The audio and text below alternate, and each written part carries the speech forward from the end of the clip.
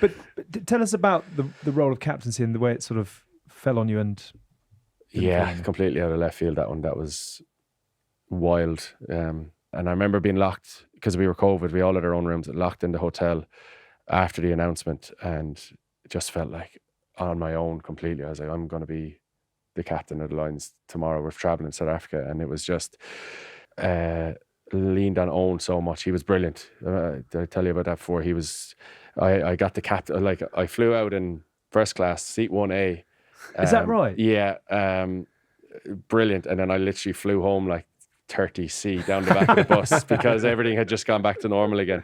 But like, I did get the captain's suite in the hotel, the one we stayed in Hermanus in Cape Town, and had like the sitting room and the whole lot, and hot tub. Never gave it back to Alwyn when he came back. Did you out. not? No, that was one thing I was keeping. Right. Because we had You set can up have the captaincy. Yeah, but I'm you don't this get is the room. more important. You don't get the could see room. the golf course and everything. But Owen was next door to me, and we had a door between our rooms, and the lads, Bundy set up like the FIFA on the PlayStation, so the lads would be in there a good bit. But then most evenings when the lads would leave, Owen would kind of hang around, or he'd come back in from his room and be like, "You sweet with tomorrow? Like, do you want to say anything about before training and all?" Like, he could see that it was probably a big thing for me to do, because or a bit nervous about it or whatever, and he was just kind of like, maybe just talk about that, or you don't need to say. He was brilliant. He was really good for me. Have we seen the last of Owen in a Lions shirt? I hope not, because he's still top quality, and he's Owen's had a rough run over the last while, but in terms of the ability to go, and he could get called up for whatever reason, and he could go down there and he could just run the show. Yeah. Just the way he is, he's a mini Andy, you know what I mean? The way he'll just love it and cherish it. And no, I think there's every chance. I'd say he is tipping away doing a bit of training. Watch this space. Yeah. Lots more that we want to talk to you about, but let's move on to our tailor-made segment brought to you by our friends at Charles Tyrwhitt, the official formal wear partner of the British and Irish Lions, Tins. Think of it like building your ultimate British and Irish Lion. Instead of picking a squad, we are stitching together the best of the best. See what you've done there. Each week we're going to pick one key attribute: leadership, kicking, speed, strength, passion, and we'll make a case for each for which Lions legend gets the nod. Then we'll stitch it all together, boot by boot, bicep by bicep. And by the end of the series, we'll have a definitive tailor-made Lion. Last week, and I'm sorry, Conor, you didn't get this, but Martin Johnson got the vote as the ultimate Lions leader. Much in contention. Yeah. Can you help us pick It was close. Yeah, it was close, in the running.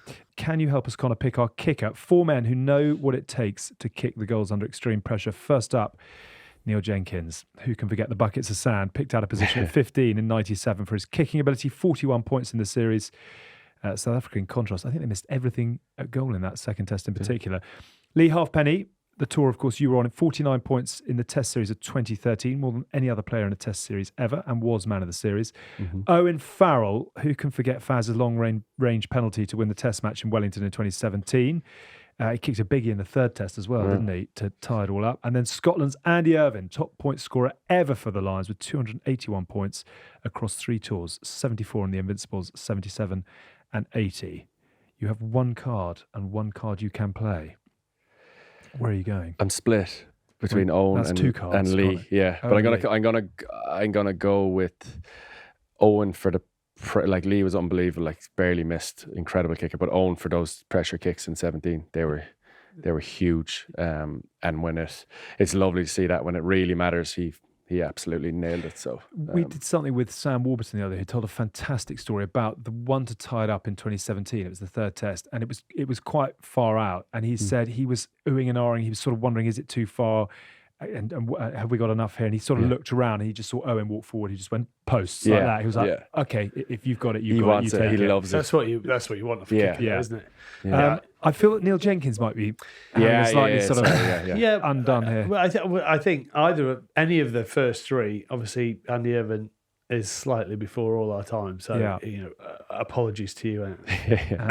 But look, if you as soon as that came up, Lee Halfpenny, even though I was around, I was playing in 97, and I remember Jenks just being unbelievable from the tee, and obviously the bucket of sand. But Lee Halfpenny to get man of the series and then knock over 49 points. He was the one I went to, but I'll bow. Yeah, fair. I'll bow. He's down gone with the other side of my carriage. Yeah, but one could say there was a big penalty in the end of the second test. I know it went to the third, and that was the drama, but oh yeah, the slip. there was a.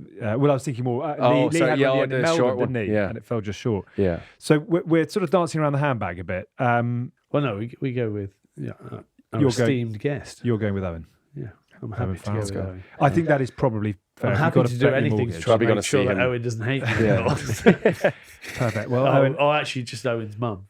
She doesn't hate me anymore. that's very true. There you go. Well done, Owen Farrell. Our kicker is sorted for the Lions, joining Martin Johnson as the leader. 2 parts down, 3 to go in our quest to build the ultimate tailor-made Lion. So I was just reading the what will Sexto make of this conversation. Oh, well, he wasn't on the list. No, he wasn't I on the didn't make the list. list, so I just Nice. chose Did from the he kick list. it? But did he kick Pass any? it back to Nothing Snacks. to do with me. Pass But it back Johnny to Snacks. wouldn't have kicked it. Oh, well, I suppose out of hand he would have done, but Yeah, he didn't couldn't kick for kick poles it that round much, in did he? No, when Lee Halfpenny Lee in and 30, then then Owen Owen in was 70. yeah. Not there. Okay, in so you're That 21. off would the fire hook, him you're up. off the Yeah. Now he's out teaching the lads how to get goal kick. Johnny, we should get Owen or someone out there. I saw him doing that with Marcus Smith. Wasn't it? Yeah.